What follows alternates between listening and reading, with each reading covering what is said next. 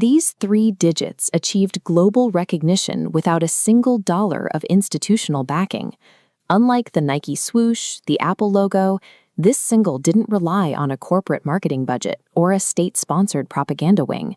It spread across the planet through organic, uncoordinated transmission. The origin node of this network was a specific hallway at San Rafael High School in California in the fall of 1971.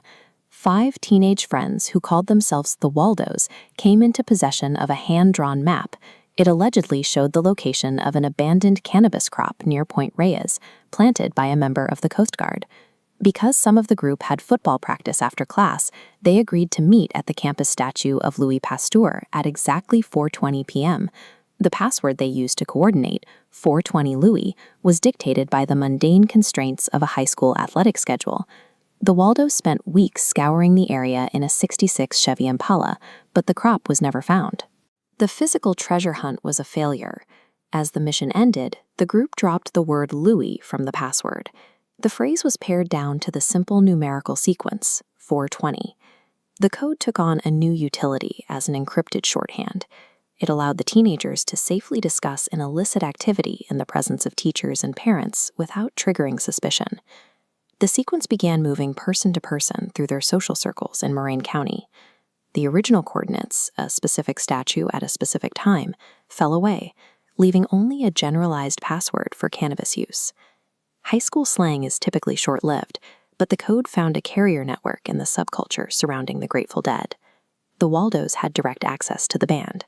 One Waldo's father sold real estate to the musicians, and another of the Waldos eventually became a roadie for bassist Phil Lesh. As this map shows, the code seeped into the Deadhead community, acting as an insider password for thousands of transient fans. In December 1990, at the Oakland Coliseum, this transmission became physical. A flyer handed out to concertgoers told the story of 420. The flyer included a false claim that the number was a California police code for marijuana use. This fabricated lore provided a sense of legitimacy that helped the signal gain traction in wider, unfamiliar networks. One of these flyers reached a reporter for High Times magazine, who published the text in 1991. This publication broadcast the code to an international audience, bypassing the slow pace of person-to-person spread. Once the signal reached a mass audience, its mechanics changed. It transitioned from a daily time, 4:20 p.m., into a standardized annual date, April 20th. The date became a global focal point for organized political protest and civil disobedience. The conversion of a secret password into a shared public calendar date is what institutionalized the code worldwide. In the modern context, the legal and social barriers surrounding cannabis have largely fallen in many regions. This transition created institutional friction, leading to defensive state actions, like transportation officials replacing the 420-mile marker with 419.99 to prevent theft. But while government agencies were removing the number, the private sector was embracing it.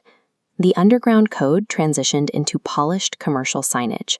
Digital influencers and corporate brands now utilize the sequence as a recognizable commodity to optimize sales.